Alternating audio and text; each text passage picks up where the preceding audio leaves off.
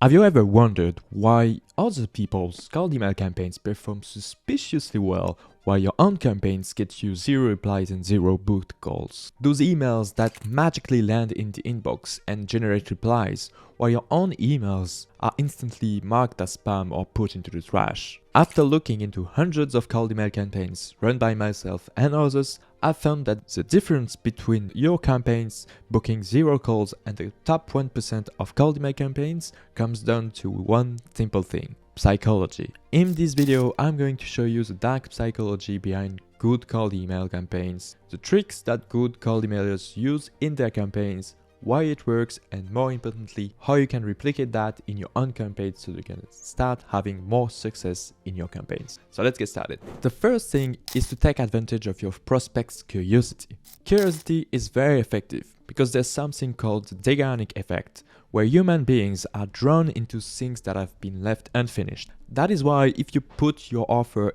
directly in the subject line, they won't bother even opening it because they already know what your email is all about. Whereas if you put an intriguing subject line, they are pushed towards opening your email and we now read your email and have the opportunity to get convinced by your pitch. That is why intriguing subject lines such as quick questions, need your opinion, should we explore, those subject lines will intrigue your prospect and make it curious to know more, and will make your prospect open your email and then, depending on your body, make them reply. Similarly, a common mistake people make is that they want to convince the prospect directly in the first email, and therefore they completely pitch slap and go full strength on their offer and in full details in the first email, and that's not the most effective. What you want to trigger is not to convince them right away that they need to buy your offer, but you need to first trigger the curiosity to know more about your offer. And for that, obviously, you need to hide some information about your offer.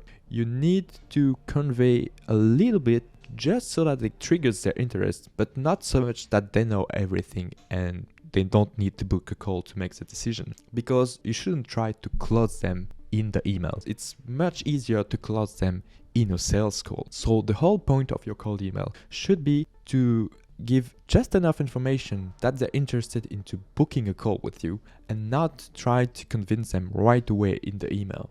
What you should do is basically a little bit like a marketing paywall. You want to give a little something about your offer that will trigger the curiosity of your prospect, but not everything. And if they want to learn more and want the full information about your offer, then they should book a call with you, and that's where you will have the opportunity to close them much more easily. So that's the goal and the state of mind that you should be in. A good cold email starts conversations. They don't close deals immediately. The second one is relevancy. Relevancy is very important because you can have the best offer in the world if you're sending it to people who don't care about it, who don't care about what you're solving. They will necessarily not reply and put your email as spam, even though if you were sending that same exact email to the right people instead, it would have generated very good results. So to make relevancy work, you have different ways of doing it. The first one is to make sure that your list building is on point and that only people that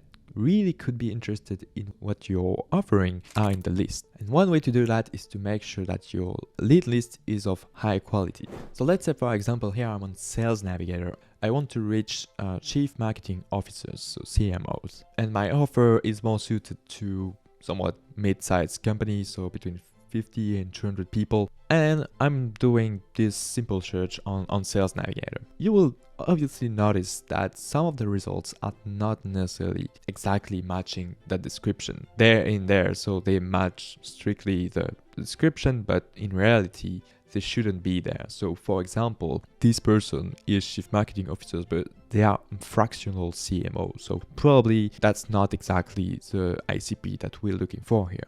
We want like someone that is established in a company as a full-time position, not someone doing fractional job. So in such cases, you want to filter them out and really pay attention to this. So let's say I want to remove anyone that is fractional, so I type fractional and remove them, and I will go on like this to make sure that my lead list is better. So same thing here, probably interim probably not good to have them. Let's see what we have looking for. For example, this person is also CTO, so it doesn't really make sense if in a company of 50 to 200 people, the CTO is also the CMO, so something's definitely wrong here. So I will exclude anyone because that shouldn't be possible to be both, or that means it's not really a CM doing real CMO work. I will go on like this, and you can see the results here going down and down as you progress, and that's good because you don't want to send your offer to people who it isn't relevant for. So, and then once I have made my list, I will just export it with Findymail, and that will help me go even further in terms of lead list quality. So here I'll just export 25 people so that it's fairly quick.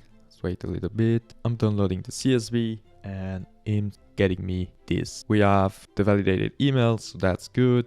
And one thing that's interesting is that we have additional filters to check if the Sales Navigator filters have been correctly applied for the role that we exported. So for example, here the company size, but it's becoming even more important when you're exporting like thousands of people. So we can see this one, for example, it doesn't match the company size. We said the company, that person is a chief marketing officer, or not even like a chief experience officer, whatever. It should be there in the first place, but we can see the company size is not matching our criteria. So we can easily exclude those by adding filters, company size, and excluding every nose, and filtering my lead list like this to keep it very high quality. You can do that with company size, industry. Here I didn't select any industry filter, but you could. There's also a keyword match if you're using the keyword filter on Sales Navigator. Really, that really helps with keeping your list quality very high and make sure that your offer is relevant to them. The third one is status. So for status, imagine that someone like Elon Musk is sending you a cold email, but it's completely blank. Would you still respond? Probably yes. Not because of the cold email content, but because of the status of Musk. You know this is an important person, and you know it can bring you a lot of opportunities, and that's totally independent of the actual content of the cold email. So similarly, if you can increase your own status either inside the cold email or outside the cold email, it will help with your cold email results. So different ways you can go about it. One way it could be being active on LinkedIn, contribute into communities, being known in your industries, in various shows and events. So really just make yourself known, and so that when people receive something from you, they already know who you are. Some other stuff that you can include to increase your status within the cold emails, for example, name dropping. So if you name drop the name of some competitors, for example, or some big brands that the people know about, that's a way of showing status. On that note, something similar but a little bit different. The fourth one is leveraging social proof. So social proof is being able to demonstrate that other people trusted you and you made them successful. The way you want to do that is, again, being able to name drop some of your existing customers. Ideally, you should try to be able to demonstrate that you've worked with customers that are similar or exactly like the people you are prospecting. So if you are prospecting agencies, for example, if you can demonstrate that you've already gotten results from companies that are exactly like them, then they are more likely to be interested into what you're offering